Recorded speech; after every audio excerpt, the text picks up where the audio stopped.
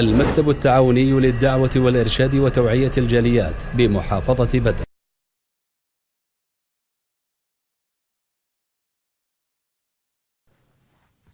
আসসালামু আলাইকুম ওয়া রাহমাতুল্লাহি ওয়া বারাকাতুহু। সুপ্রিয় দর্শক ও শ্রোতা বন্ধুগণ, এই দুনিয়াবী জীবন হলো সমস্যার জর্জরিত জীবন। বালা মুসিবত বিপদ আপদ সর্বদা আমাদের লেগেই আছে। এর মাঝেও অনেক মানুষ সুন্দর জীবন যাপন করতেছে, বরকতময় জীবন যাপন করতেছে, বালা মুসিবত থেকে মুক্ত আছে। আর অনেক মানুষ রয়েছে যারা বালা মুসিবত বিপদ আপদ থেকে কখনো উত্তীর্ণ হতে পারতেছে না।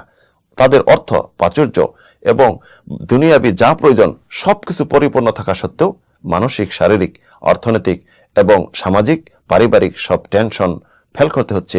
এর কারণ ভাই কি? এর কারণ খুঁজতে আমরা চলে যাব কোরআনে কারিমের সূরা তাহার 2টি আয়াতের দিকে। আশা রাখি এর মাঝে আমরা এর কারণ পেয়ে যাব। মহান রব্বুল আলামিন যখন আদম আলাইহিস সালামকে সৃষ্টি করলেন এবং ফেরেশতাদেরকে বললেন তোমরা আদমকে সিজদা করো, তখন ইবলিস লাআনাতুল্লাহ সিজদা করলো না, অস্বীকার করলো।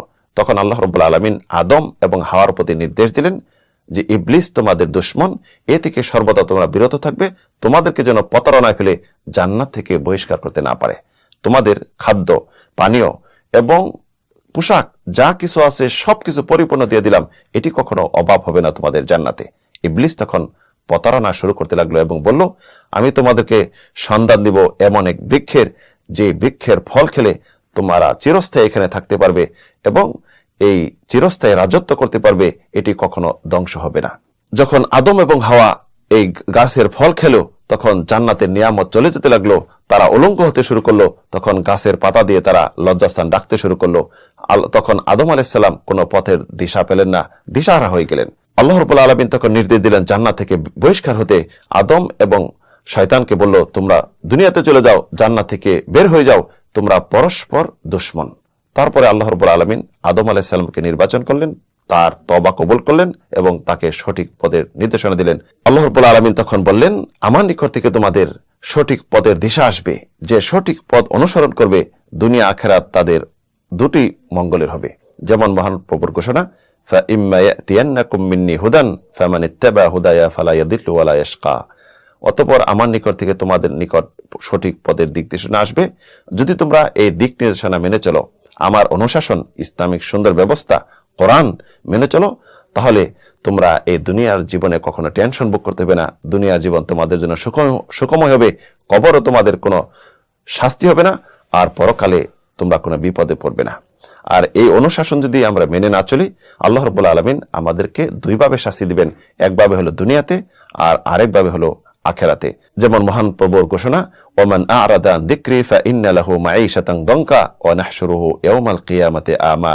যে আমার কোরআন থেকে, কোরআনের অনুশাসন থেকে, ইসলাম থেকে, আমাকে স্মরণ থেকে মুখ ফিরে নেবে, আমি তার এই দুনিয়াবী জীবনে তাকে সংকীর্ণতা করে দিব।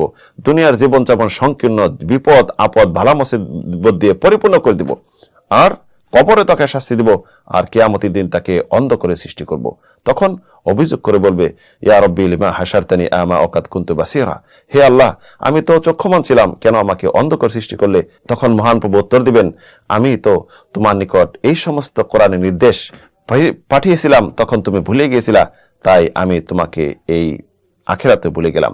তাই প্রিয় বন্ধুগণ, আমরা যারা দুনিয়ার জীবনে বিভিন্ন সমস্যায় জর্জরিত আছি, আমরা মিলিয়ে দেখি কোরআনের সাথে মহাব্বত, কোরআনের তেলাওয়াত, কোরআনের প্রতি আমল, 5 ওয়াক্ত নামাজ এবং মহান প্রভুর নির্দেশ, পিতামাতার সাথে সদ্ব্যবহার, আরও যে ইবাদতগুলি আছে, ইবাদতকে আমরা সঠিকভাবে পালন করতেছি না।